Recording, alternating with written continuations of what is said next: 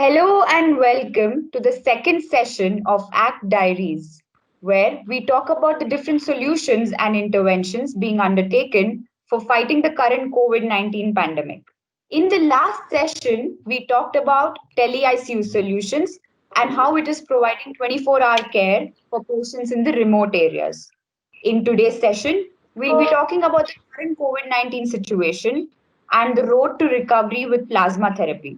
We have with us two doctors, Dr. Shuchin Bajaj and Dr. Vishal Rao, who will give us insights into plasma therapy and how it can be administered among the COVID 19 affected patients. Welcome, Dr. Bajaj and Dr. Rao.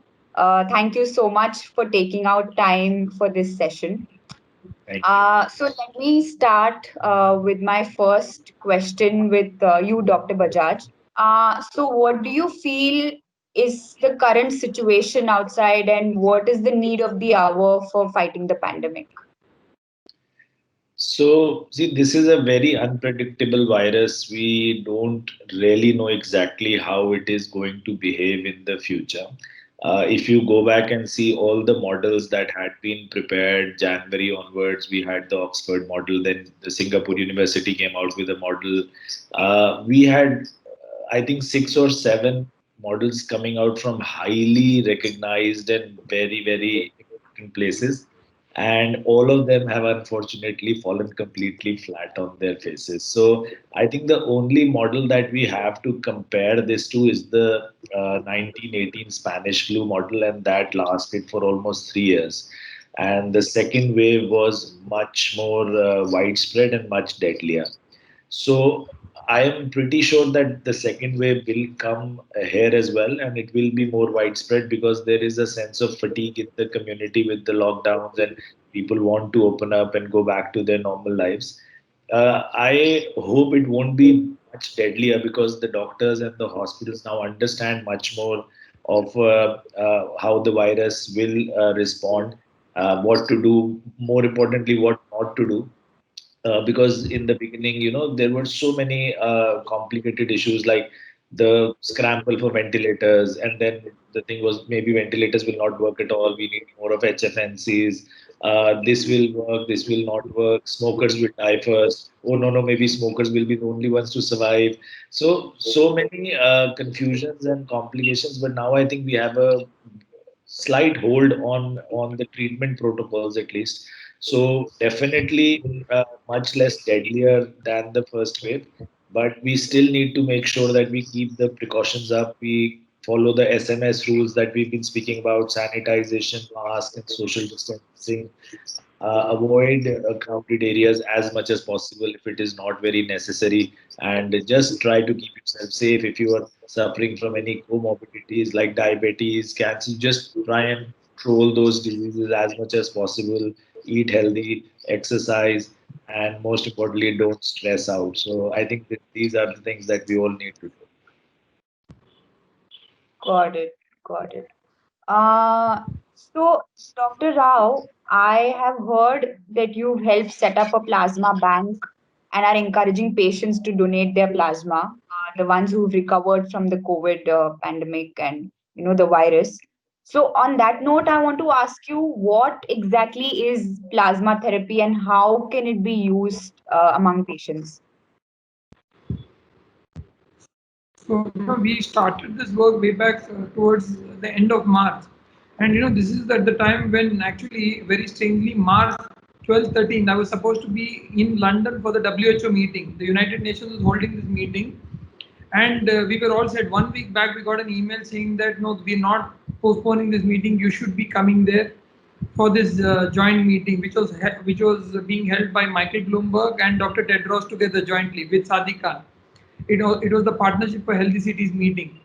And 1 week before, we were told, no, we are not postponing the meeting. And just a few days before that, we get to hear that the health minister was affected. So I think for me, the story began there when they started talking about this. And at that time, when we were having the joint meetings, I was looking at the non-communicable diseases part, which I was representing at the meeting as a speaker. That is when they told me that this is the one communicable disease that is going to specifically target non-communicable diseases, and we should act fast. And it is at that time they actually started talking to me about plasma therapy. I'm talking about mid-March. So by end of March, I actually had started the first application for a phase 1/2 clinical trial to the DCGI, saying that we know that down the line, 6 months later, there will be nothing but plasma left. I'm telling you, at that time, they told me this. And today, I see this happen. I mean, just yesterday, WHO has I talked about that remdesivir is not useful in COVID infections. Now, we are in a very evolving situation. And if you see in this entire pandemic, as of today, the one single thing that we know holds promise is plasma alone. Because there is no other proven therapy which has got a precedence. Like what the WHO said last 10 years back when they approved plasma as a potential weapon in a fight on a pandemic. This is the only thing that has a evidence and has a precedence. Now, naturally, for specific COVID, they have been searching for evidence, but that does not mean that when there is absence of evidence, does not mean it is evidence of absence. I want to reiterate that point that today in this war, we don't have anything other than plasma. Now, to simplify it for a layman, plasma is nothing but the waterless content of the blood. Now the cellular part comprises 45%, the water content, the colorless water content which you call plasma comprises 55%. Now that is the one that is rich in antibodies in a person who has recovered from plasma. So what we know today is convalescent plasma is a person who has recovered from this infection, and it is in this group of people that they are eligible to donate because this plasma which contains antibodies, and that is very important, is the one that can help somebody who is critically ill or severely ill or moderately ill with breathlessness and help him recover. So today, we set up and thanks to ACT for the support that you all have given us to help set up the plasma bank. So Karnataka has set up this plasma bank, and we've gone beyond the basic call of duty, not only to disperse plasma, but also to train other centers like rural centers. We've just set up one plasma bank in a rural area in Bidar, a small district where we've set up a plasma bank, giving them an entire SOP document on how to set up a plasma bank. So that in the most northern belt of the state, where there is no access to real healthcare, we've set up a plasma bank today with the support of the government. Now that is what we were able to do with this, and as of today, we've disbursed more than 850 plasmas. And the efforts being put here are that it is not just being given, it is being properly evaluated for the antibodies. We use the Vitros platform, which is an FDA approved and something being used by Mayo and others. We map the antibodies, we check how high the antibodies are, and then after that give the plasma to those patients. Now this makes a lot of impact, because if in our own studies today, we've known that it is potentially as high as 60% of the people are having good results. Now this is important for ICU patients, for patients with breathlessness, and for patients on ventilator. This is going to be an important, I would say, a game changer today, because other than this, there is nothing else available. So it's very, very important for us to standardize it, to advocate for it, because this is an orphan drug. Plasma today is not, it doesn't have a pharma backing. Nobody owns it. So naturally, the amount of thrust and marketing on this is going to be less. But I believe if it was my family that was currently ill, breathless, or in an ICU, I would definitely advocate plasma. I mean, to simplify this.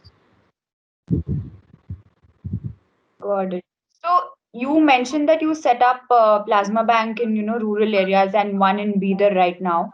What is the process? I mean, how much time does it take for you to set up a plasma bank? What all is the process that you have to go through? Can you just take us in brief around this? So Tanu, before that, I want to acknowledge one fact that today we are able to do this only because of a team. So I have in my team Dr. Sachin Jadhav, who is the group head of our hematology, Dr. Ashish Dut, who is the immunohematologist again at HCG, who runs the plasma, who runs the blood bank and the plasma bank, and we have Dr. Shalini Thakur, who is the patient coordinator for donor program. We have a separate two-member team who's actually looking at, one is data compilation and another is looking at caller details for incoming calls for recipients. And so it's a very structured approach that we have actually put together in this to actually set up this plasma bank. And this team entirely put together is able to build a a decent SOP document which we are keen to share with the entire country of whoever is interested to set up something of a plasma bank to see how to do a proper ethical and a scientific plasma bank. The other important thing here is the most important thing that differentiates a plasma bank from a blood bank is a license, which has to be given by the Drug Controller General of the state. It is very, very important that no plasma bank should function without a proper license. Step two, I think it is very important after you get that license that you also have an SOP in place on how to measure the antibodies. Because these are the only two things that will matter to get an effective therapy. And after that, it is important to set up a proper program on how do you contact the donor, how do you maintain data confidentiality, how do you reach out to the recipients, what are the protocols. So Karnataka has taken a very good lead.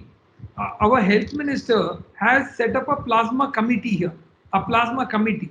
So we are I think one of the only good states that has actually taken up a very interesting proper document and a government order, and that has come because the health ministry and the medical education ministry sat together, and the Rajiv Gandhi University of Health Sciences, which is the nodal university in the state, has issued an SOP, a government order on how do you run a plasma bank, taking all stakeholders into consideration.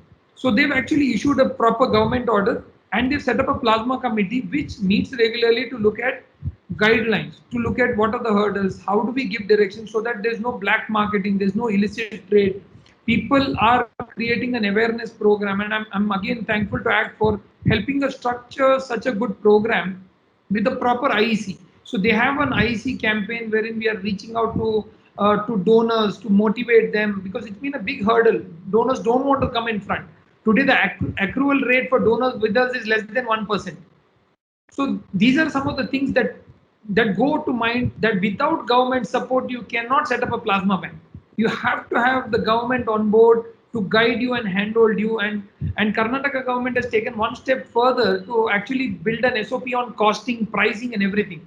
They have put an additional 5,000 rupee incentive on every donor, saying that if you come forward, we would like to give you an additional incentive to take care of your immune system, your diet, your travel. So there's a lot of structuring that has gone into this entire thing to build it up. So I would again place on record my special thanks to the Rajiv Gandhi University of Health Sciences, the Ministry of Health and the Ministry of Medical Education for this. Good. I think every other state should follow suit, and take Karnataka government's example. So moving on, Dr. Bajaj, I would like to ask you, what has your experience been? Have patients come forward and donated plasma? Do you see a resistance among the patients, or how has been for you through the journey? Yeah, so we are running two plasma banks now, and we're just about to launch the third one at KEM Mumbai. And when we started out, we launched the ILBS Delhi Plasma Bank. And as Dr. Rao said, there's nothing without a team. So a big thanks to everybody. ACT has been instrumental in connecting everything together. I think you are the sutradhars of the entire effort. The Delhi government, especially because they gave us such a big free hand, and just allowed us to work very, very efficiently. The ILBS team itself has been super amazing. We started discussing the plasma bank concept in late June, and when we started out, it was more like a donor recipient matching concept, that we will match donors to recipients, whoever needs plasma. But the Delhi government was very clear in their minds that they needed a bank, and the bank concept was, I think, finalized on 27th or 28th of June, and we had launched on 2nd of July on Doctor's Day. So the ILBS team, led by the blood bank head there, Dr. Meenu Bajpai, I think worked day and night to arrange the machines and the kits and the diagnostics and everything. The step one team at the back end worked for arranging the entire technology interface and how to go about the donor process, and everything was set up in 2 to 3 days. And as Dr. Rao said, their approval rates for donors are less than 1%. And it was similarly the case at ILBS before Project Step One came in to coordinate with the Delhi government and ILBS. And I'm very happy to tell you that with the technology that we are using, with the doctor volunteers that we are using to talk to the donors, with the special targeted campaigns that we do with the help of the government, we have almost got an 11% success rate. That is 11 times more than comparable other processes. So we managed to get in almost 11 donors out of the 100 that we call. That is a big thing, but still there is a big stigma around it. People are hesitant to donate blood, donate plasma. Even very healthy gentlemen you'll see will be very hesitant to donate blood. So uh, this in fact is something that people have come out of sickness, so they are even more hesitant, saying, oh, abhi to bimar ho ke theek hue hain, we don't want to go back to hospital again, we'll fall sick again or whatever. So it takes a lot of convincing, a lot of efforts, especially in North India. I think it is a very big stigma still to go and donate blood. People have this thing in their mind that there'll be weakness and there'll be some sort of contagious disease that they'll catch if they donate any blood product. So we are looking to get over that through various programs. So as I said, we use a lot of technology to enable donor processing.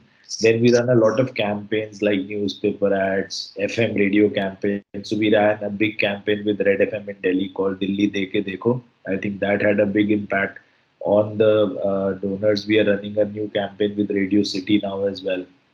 And Haryana government has also been very proactive in addition to Delhi. So they've partnered with us for the Gurgaon Plasma Bank, and now they've set up plasma banks in Panchkula, Karnal, and Faridabad as well. So I think Haryana is the only state that has four plasma banks working at the moment, and we are, as I said, now partnering with Maharashtra as well, the BMC, to set up a plasma bank at KEM Mumbai, and that will be launched very soon in the next 3 to 4 days. So that will help the community in Mumbai as well. Got it. Got it. So Dr. Rao, Dr. Bajaj mentioned about, the challenges with regards to patient not coming forth and, not wanting to donate, go immediately back to the hospital. So have you faced any of these challenges? I mean, have you faced any resistance from patients, or what is their attitude? What's in their mind when, you ask them to donate plasma? No, I think I resonate all the points that he mentioned. I think all the challenges that he mentioned, I think are common to the ecosystem, and I so much echo the thoughts that he very nicely and eloquently put it in order.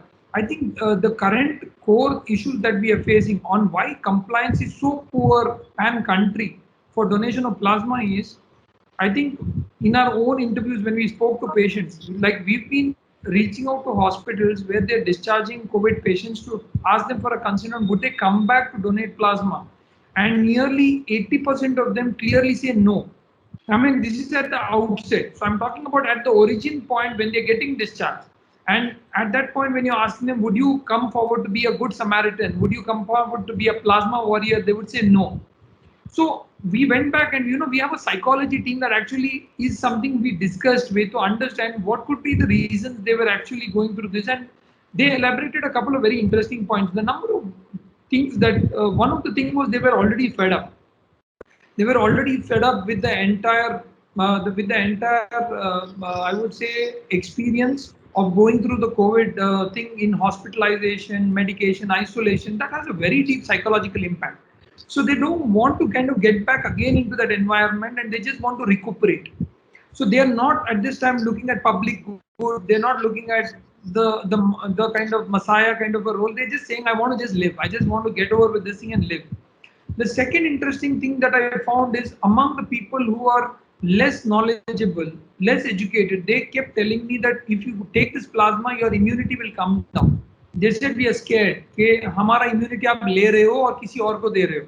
तो अगर हमको फिर से infection हो गया तो बहुत दिक्कत हो जाएगी. So that was the second lot that told us कि आप हमारा immunity निकाल रहे हो. And there is a, because the fear of this virus is so bad that anything to deal with taking away your immunity is like robbing your bank. So today there's been a lot of fear about that itself. And third, I think, is about people who are going through a psychological depression. Psychologically, people have been drained out about it, and that is taking a toll on them. In terms, so I think there are what I call the social determinants for a plasma donor. And if you see, the typical best time to donate a plasma is 1 month to 3 months. So once he is recovered, post 1 month to 3 months is the time they have the best antibodies. During which time a plasma donor can donate 4 times. I'm saying technically. Now, if you see our numbers, we've got more than 400 donors today. A lot of them have been recurrent donors. About 20-25% of them have been recurring donors. They just keep coming back to say, I want to donate further. Now, there's a gentleman who came the sixth time. We told him, look, the antibodies are now depleting, so you now have to stop donating. I mean, that's another Superman category. This is the kind of people who want to come back and actually help the society. But at the same time, we know that we need to be scientific. We need to be having a balanced approach in looking at plasma therapy and plasma donations. Got it. Got it. So, Dr. Bajaj, talking about the challenges, what do you think is the situation now as compared to what it was in April? I mean, has there been any radical change or improvement that has been brought about by plasma therapy? I mean, now that we're also talking about what patients feel, I think you could also touch upon, how it's safe and, how it's impacted the patients' lives and how it's helped them recover. Yes, absolutely. And I totally echo what Dr. Vishal Rao has said that if it were my family tomorrow, I would definitely prescribe them plasma therapy without a doubt, in spite of the fact that there are conflicting papers coming out. And I agree with Dr. Rao again that this is mostly due to the fact that it is an orphan drug, no pharma company is producing it, and there is no marketing muscle behind it. So we do get a lot of conflicting reports around it. But what we have seen and what we are again writing papers on, because of the fact that we have distributed from ILBS more than 2,300 plus plasma units till today. And we do have anecdotal evidence because as a apart from Project Step One, as a doctor myself, my day job is running hospitals. We have 13 hospitals spread across North India, out of which three are totally dedicated COVID hospitals right now. So we are seeing patients there, we are treating patients there, and I can tell you with great confidence that if given in time to the right subset of patients, plasma is very effective. The problem is we do not give it in time, we leave it late. So, plasma is not a magic bullet. It is not the last resort, as some doctors projected. We have patients running around saying our patient is on ventilator for the last 2 days, his saturation even on 100% FiO2 is 60, and now the doctor is saying this is the last resort. You have to bring plasma or he will die. This is not the right way to project plasma therapy. I would please request all doctors to take note of this. In fact, in the Mumbai Blood Bank that we're launching, we have a full declaration to be signed by the doctor saying that I understand that plasma is not a therapy for very critically ill patients. My patient is not critically ill and is a moderately sick patient. So if you give plasma to a person who's moderately sick, has pneumonia, dilated lung, or his oxygen requirement is increasing continuously and his oxygen levels are dipping, that is the time to infuse plasma, and it has very good effects. We are getting together a lot of data. So we're trying to publish a paper very soon. We are writing a letter to the editor of a couple of journals as well to make sure that those get published quicker, because scientific paper does take time to get peer reviewed and into a scientific journal. And by that time, I feel it would pass the peak of the epidemic that we are seeing.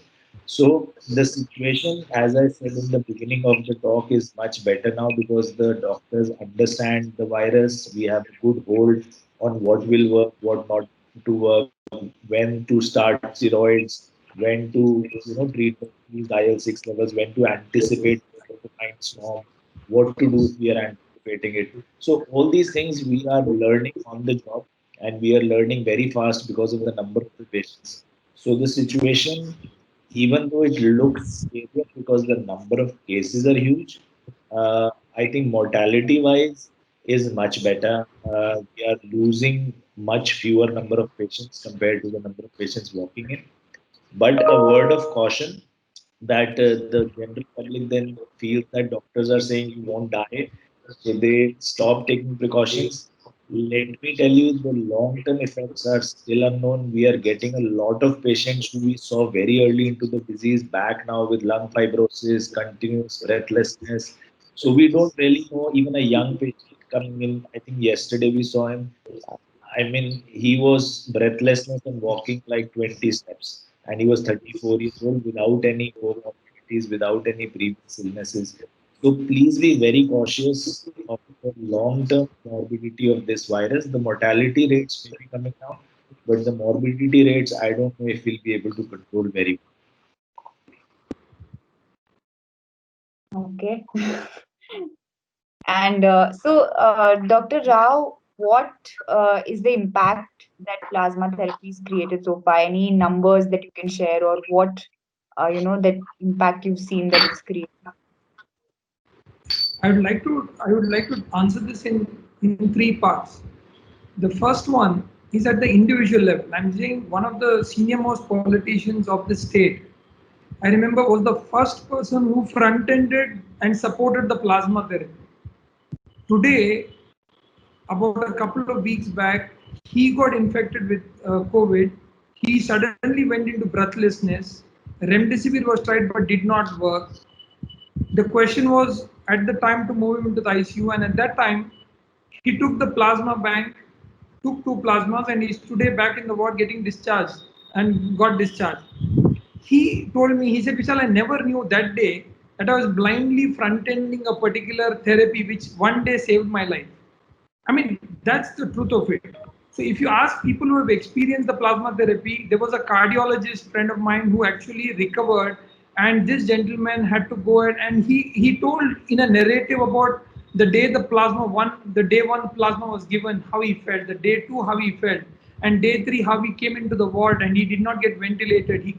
So there are things that this is not something that it's a scientific therapy. So naturally, it is something that we should explore. The second part I would say is from our own data.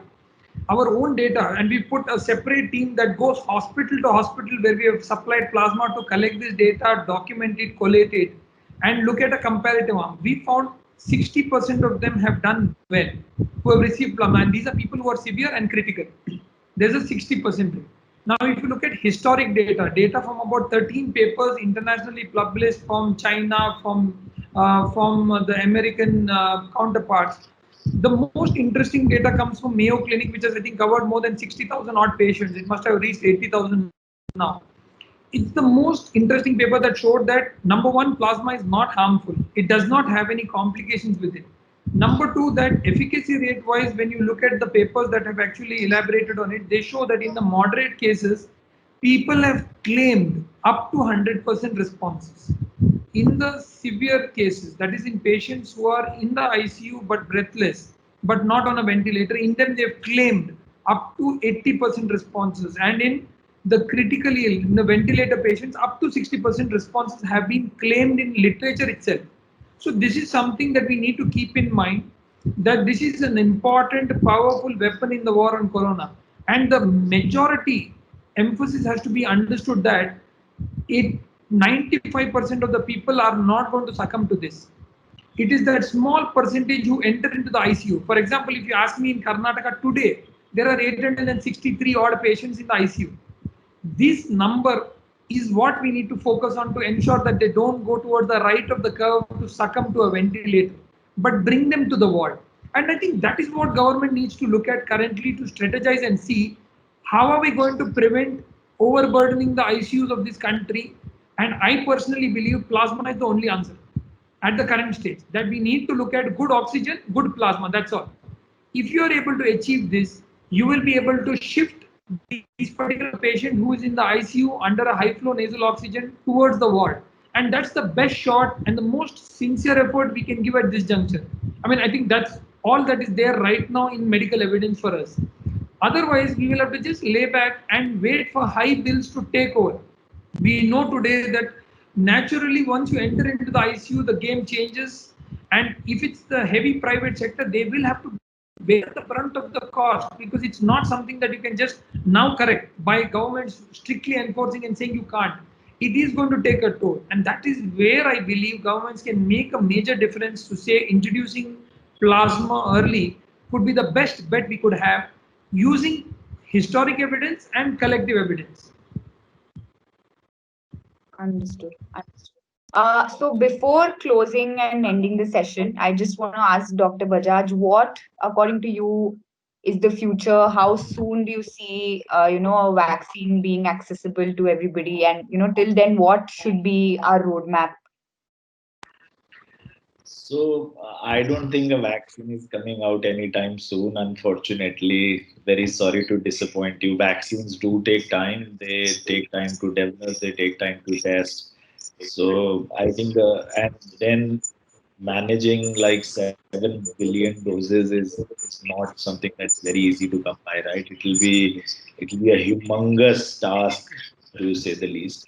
So we need to learn to live with the virus for sure.